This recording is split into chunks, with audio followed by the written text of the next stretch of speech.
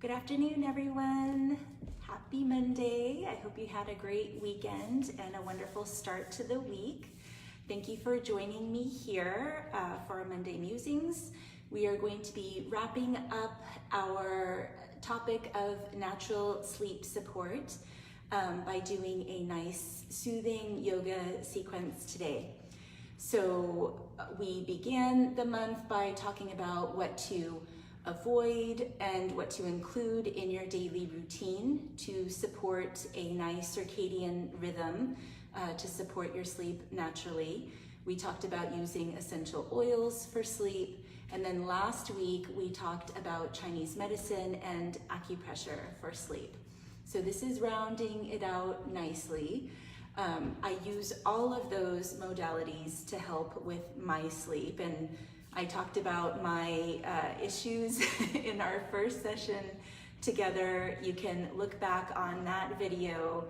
I really recommend you look back on all the videos if you have sleep issues and need an extra something to help you go down naturally at night. So my name is Brandy Falcon. I am owner of Falcon Healing Arts, where I help families manage modern health challenges naturally. I am a yoga instructor, a Chinese medicine practitioner, and a doTERRA wellness advocate. So educating about essential oils and wellness in general. Let us talk a bit about yoga and how that actually helps support your sleep. Hi, Shay. Shay's gonna be helping me here with the camera, but I need you to be still for right now, okay? So yoga means to yoke together, to connect. And there's many interpretations of what it means, but in general, the direct Sanskrit translation is to yoke, and typically refers to the different aspects of the self. So bringing together body, breath, heart, and mind in a yoga practice so that you feel whole, you feel connected to yourself, to your life. So everything we do in a yoga practice on our mat here somehow translates into how we are living our life. So it's the approach to your yoga practice and the reflection on what you've experienced in the practice that is so transformational. And for sleep, yoga helps you to be in the moment. So as we're doing this practice right now, we're just focusing on what we're feeling in the body, we're focusing on the breath. These are all happening directly in the moment. We're not thinking about the past, any worries about what happened earlier in the day, or grief about previous experiences, which I know is hard if you have something heavy that's weighing on you. But as much as you could be in the present, the better able you're going to be able to transition into this natural process that we all need. We all need sleep. We all need to rejuvenate at night. This is where we repair and restore cellular health too, and freshen the mind. So mentally, our yoga practice helps us create more space in the mind. So less in the past, less in the future, where we tend to be more anxious, and right here in the present. So what you're experiencing, we are consciously aware that we're not going to follow the thoughts or feelings or wonder why we're feeling this way through the practice, but just raw sensation, just raw emotion is what we're noticing. And then physically, yoga is helping us to relieve tension. And this is why I need it every night. I use my body quite a bit. And when I experience stress, it's not so much with anxiety. I don't carry it too much emotionally as far as I'm aware, but it shows up in my body first. So neck, top of the shoulder pain. I don't get headaches, but some people do. Maybe that energy moves up into the head. Because of repetitive movements, you might be holding stress and tension that will keep you awake at night. For those of us who are on the computer a lot, of course the shoulders are coming up. That's tightening the neck and head as well. Sitting a lot in a chair will shorten the hamstrings, will remove the curvature from the low back, and create some imbalances in the lower body as well. So it's nice to stretch the whole body out mindfully and also prepare the mind for sleep.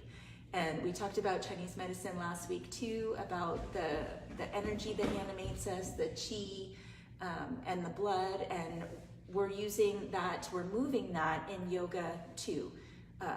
The vital energy we call prana, and it's analogous to qi. So these systems are very much the same, just from different origins, and we bring them together differently. So I think we will go ahead and start. So we're going to start seated as I am now, and I'm on a blanket. You may want to get one for yourself. And this helps you to elevate the hips so that the legs relax out from the hips naturally. And it also helps you to keep the natural curve in the low back. I'm not sure how well you can see this, but it is dipping in naturally here.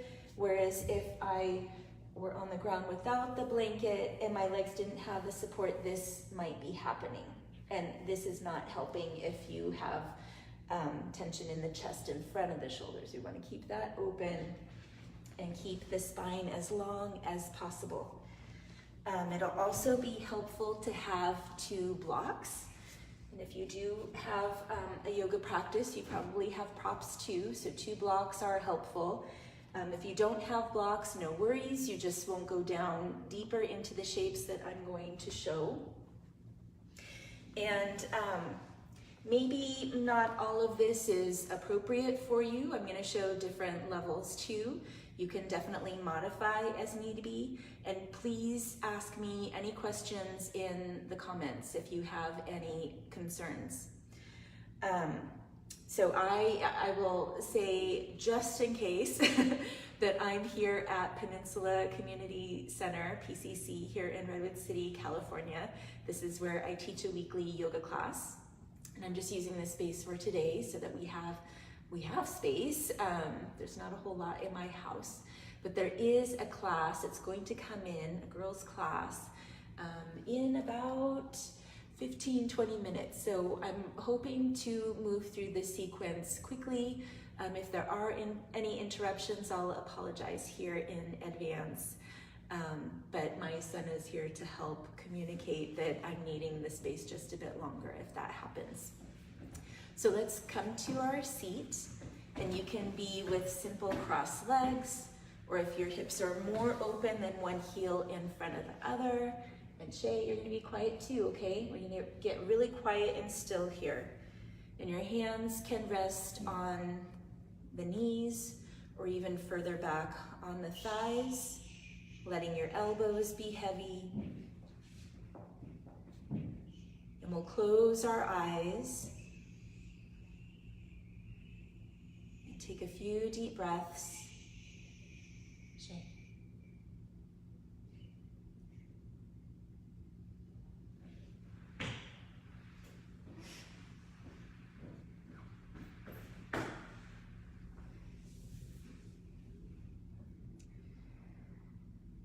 So you're consciously letting go of any held tension as we sit here and breathe. And you can do a body scan, moving from the crown of the head down. So feeling in front of the body and back of the body on each side, relaxing as you move your mind. So like you're sending your eyes down through the very center of the head and relaxing all around. So the forehead relaxes, your jaw, and the back of the neck, the side, chest and shoulders, upper back. And the arms are heavy, shoulders relaxing away from the ears. Shay, can you step outside?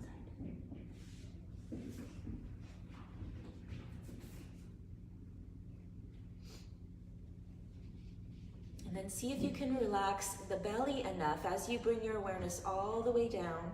Relax your belly enough to where you could feel it moving in the lower belly. Feel the breath moving in the lower belly. So with the in-breath, you're expanding out in front and behind and on each side of the hips.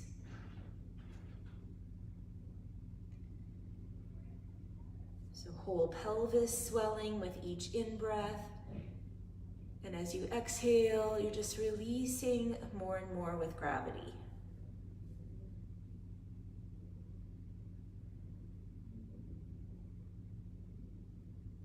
So we're doing this practice at night, preferably right before bed, so that you could just roll into bed afterwards.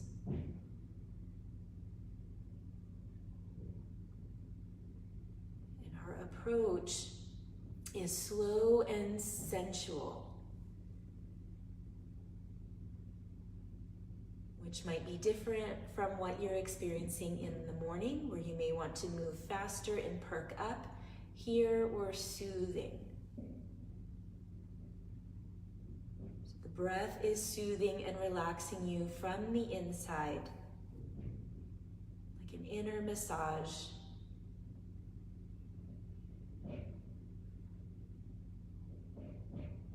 Consciously letting go.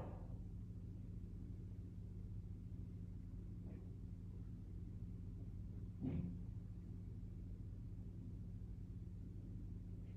then once you're feeling grounded and fully into your body, your mind is here too. Then we're going to bring one arm across. I'm bringing my left arm across to stretch out the back of the shoulder, back of the arm. You want to close your eyes as much as possible here so that your dominant sense is pulled in. Then you could turn the head and neck into a position that feels good.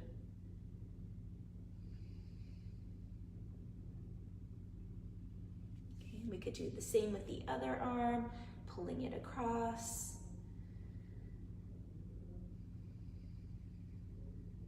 And I'm breathing into the outer shoulder, so really letting my chest expand, back body expand, and I'm moving my neck into a position where I'm feeling a nice stretch with the arm here and with the head tilted.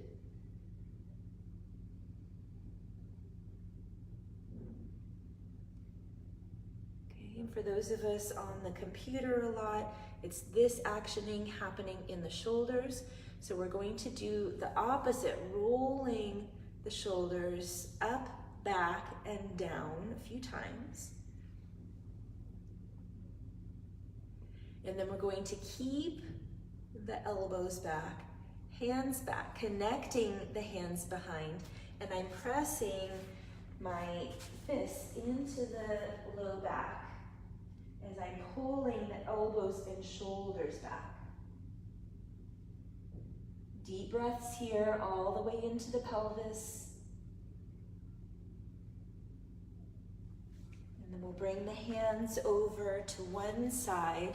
So as you have them back, still pulling the front of the shoulders back, we'll bring the hands over to one side of the waist. Again, keeping shoulders, elbows pulled back. Adjusting the head and neck so they're still upright. And lower ribs are pulled in here too. And then we'll go to the other side, pulling shoulders, elbows back. Opening up through the chest as you breathe and squeeze gently in between the shoulder blades.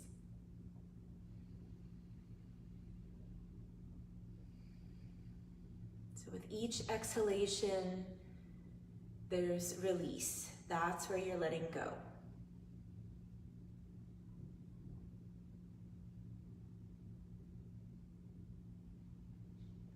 Okay, and then letting go of the hands. We're going to transition to come onto the hands and knees. So knees are right under the hip joints, wrists are right under the shoulders, And the feet are right behind the knees, ankles right behind the knees. And we're gonna move, again, slow and sensual is the approach here, moving with the breath. So as you inhale, we're lifting the tail, the chest looks through the arms as the shoulders press back. And then we'll exhale, rounding the spine. So the tail drops, we release the head, stretching in between the shoulder blades. And we'll make this smooth.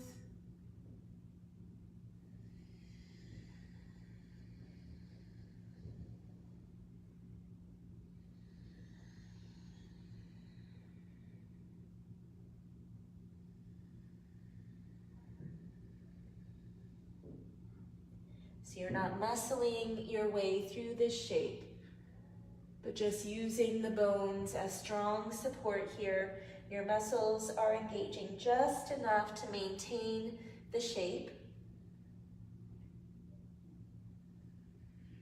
And the peak here in cat pose. And the peak here in cow.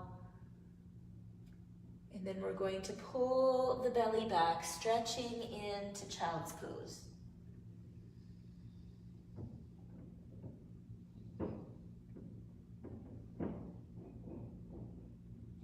And then we're going to come forward. We'll bring the left foot forward so you can see this side facing the camera.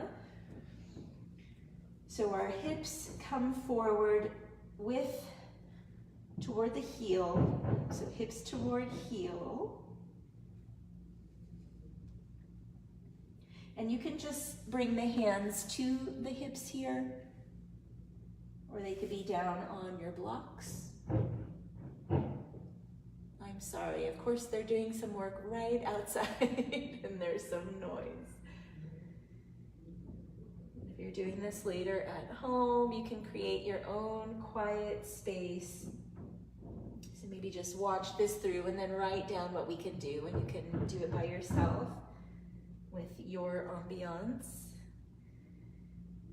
Okay, and then we're going to move. So this helps to relieve tension held from sitting in a chair too long. So we move the right hip back over the knee, and we'll bring the left knee straight, curling the toes up.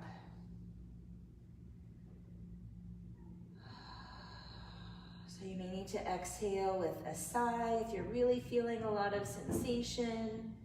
That will help to let you relax.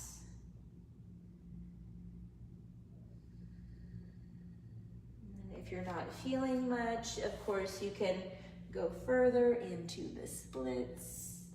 I'm not feeling it here on this side. And remember, we're not trying to get in a workout here, but just releasing enough to where you can sleep. So nice open hips, backs of the legs. And then you'll pull the belly back to move the leg back. And we'll fold back in child's pose. So your arms can be forward like I had them before, or they could be back.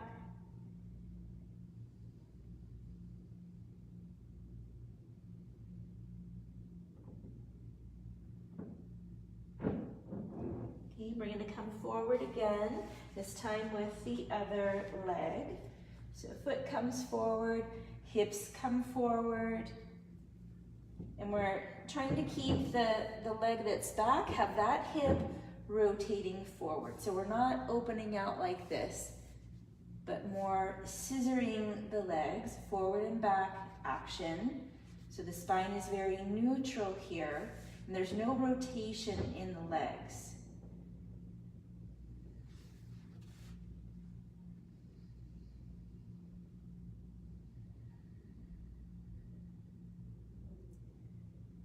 Stay for about 5 breaths or so in each shape. And when you're ready to transition, we bring the hips back. You can curl the toes up away from the floor.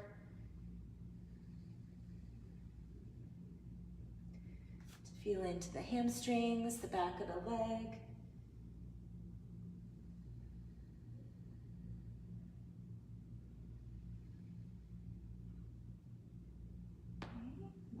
forward off of the blocks and back into child's pose.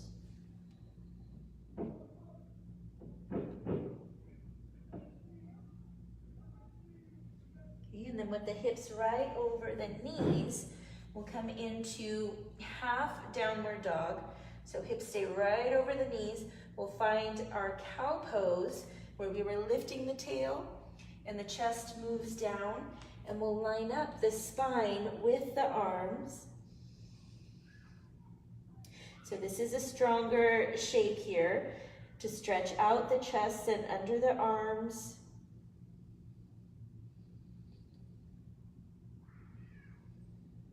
And then pulling the belly back, we'll walk the hands in so they're under the shoulders, and we'll come into full downward dog. So tucking the toes under, lifting the knees. We'll find the shape that we had in our half downward dog with straight arms, straight spine, and then you can slowly bring the heels toward the ground. Our inner arms are rotating forward and out to the sides. And I'm letting my chest dip down toward the toes. You can look under one arm and the other. Letting go of any tension in the head and neck. And as you push your arms straight, your shoulders, your shoulder blades are sliding down the back, which is now up toward the hips. So this inversion is bringing some blood flow to the head, which is helping with the secretion of melatonin and hormonal support. And you could even take it further. If you have headstand in your practice, you could do that from here, or just a preparation for it. So rabbit pose is the preparation.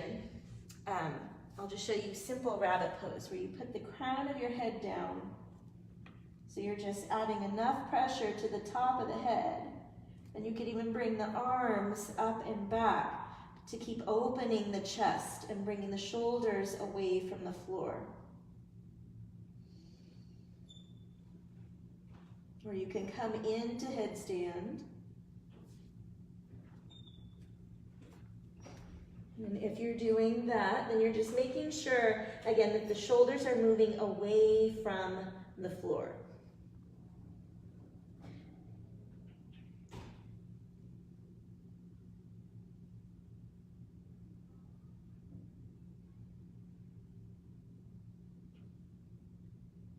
We're not kicking up to the wall. If you're doing headstand, you're in control, moving up and down, slowly with core support. And stretching back into child's pose when you're done.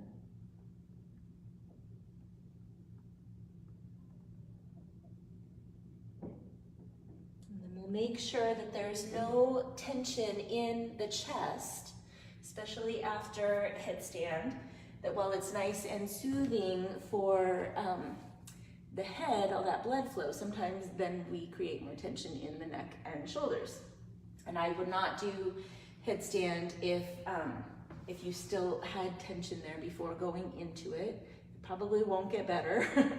And you won't want to do headstand if you're menstruating, or if you have eye or ear issues. Probably just rabbit pose is sufficient. But if you're doing headstand, then we'll open the chest to make sure that there is no residual tension. So moving one elbow out to the side, and your other hand is on the ground. And this, so I'm using my left arm, that's what we're stretching first, and the right hand is helping us tilt over to the side. So this elbow is sliding out as I tip over onto my left hip.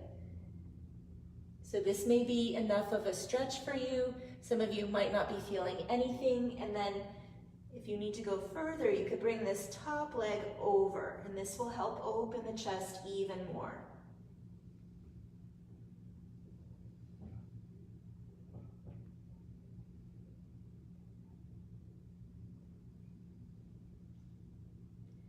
So it's the breath that's helping to move the tension out, not just coming into the shape. And we'll do the same to the other side. Rolling over.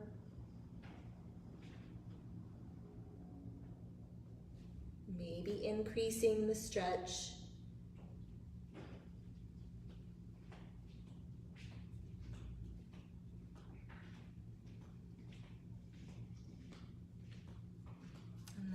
All the way out. Just a couple more poses here. So we're just gonna roll over from here into bridge pose.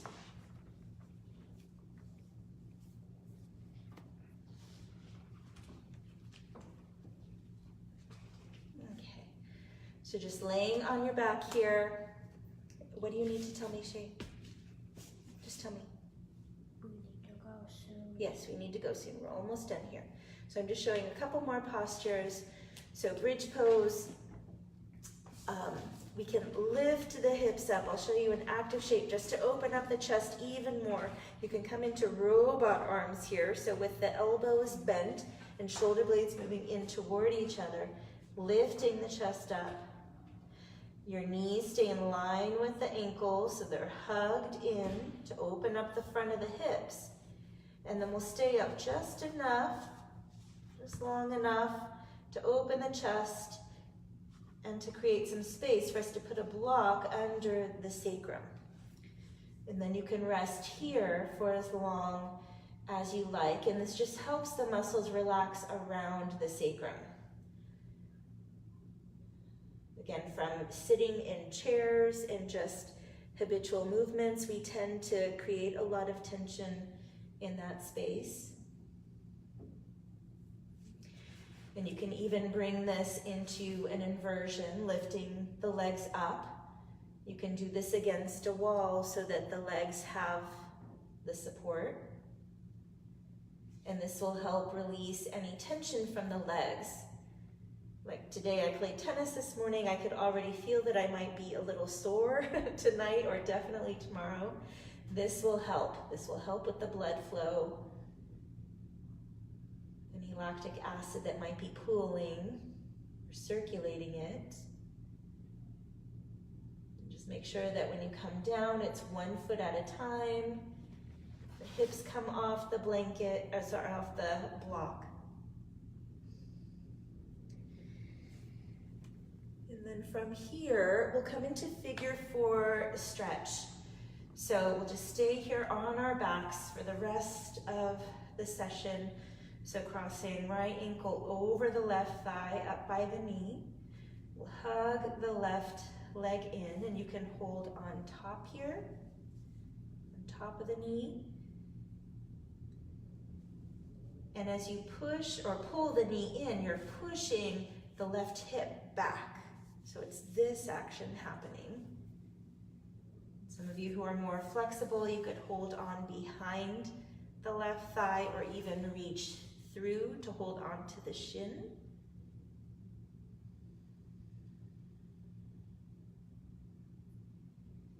You'll hold here until the area around the buttocks and sides of the hips releases. And then we'll bring that left foot down, crossing deeply over at the thighs. You can move your hips to the right a few inches as you bring the knees down to the left, and we'll come into a twist here. And I like opening up the chest with the elbow bent out to the side. Again, the goalpost arm that we did in the prone position, we're doing here supine.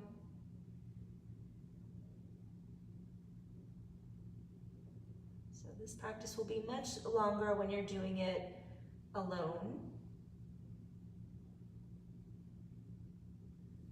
And to come out, you're pushing down with the feet and pulling the belly in to bring the knees up. And then we'll straighten out the hips, and we'll go to the other side. So left ankle over the thigh, up by the knee, hugging the right leg in. And as you hug it in, we're pushing the left hip down and forward.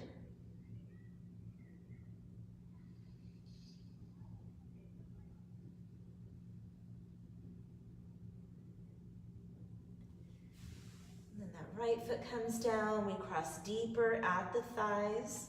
Hips move over to the left a few inches. We'll bring the knees down to the right, and then the left arm opens out. And we turn the head wherever it feels good. So either looking toward the lifted arm, keeping it centered, or turning away.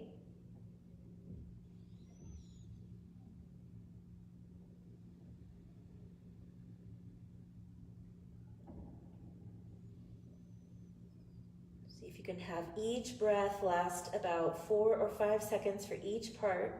So inhaling for about 4 seconds. And exhaling for about 4 seconds.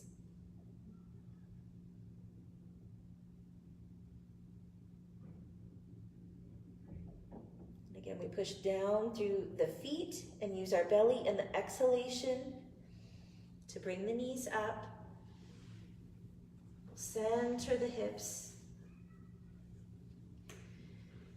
And you could have the feet a little wider than the hips, so let the knees and feet windshield wiper to each side. And we'll set up for our final relaxation. So pushing the feet down, I scoop my body up, and this slides the shoulder blades down the back. We'll have the hands about a foot away from each side of the hips. Bring the hips down. And then legs move out. We'll have the legs rotate in so that the big toes can touch. And then we'll let the feet turn out and let them flop out.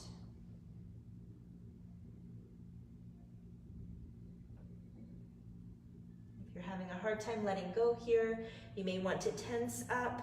So making fists, curling the toes in, so tensing up each limb. And then letting go as you exhale. Inhaling, tensing up. Exhale, consciously letting go.